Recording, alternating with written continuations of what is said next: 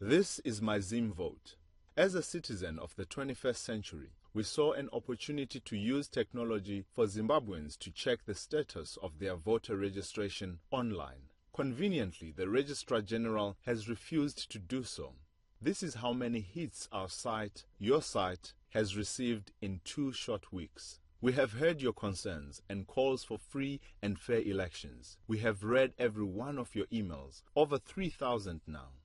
On July 31st, 2013, the most important election ever held in Zimbabwe takes place. No more power sharing, no more opposition parties. It's the last chance to set Zimbabwe free into a democratic society like in 2008. The powerful chefs cannot afford literally to lose, but they know that you are watching. SADC is watching. The African Union is watching. Indeed, the international community is watching. So they have designed tactics to manipulate the voters' roll. They will intimidate, confuse, delay, and frustrate those who wish to vote them out of office. Here is one of your stories. My name is Tafazwa. I'm 41. I come from Mutare, where I live with my wife Tsitsi and my 2 sons, Desmond and Tatenda.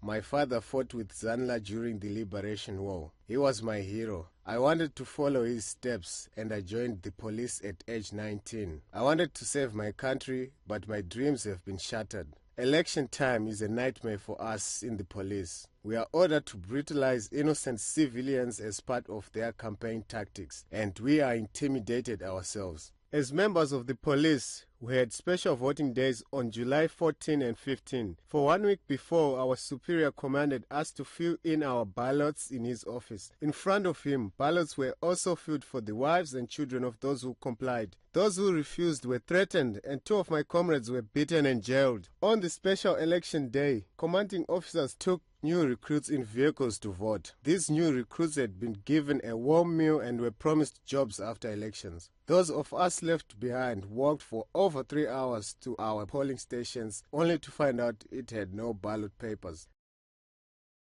It was clear that chefs were trying to prevent us from voting, but we were determined.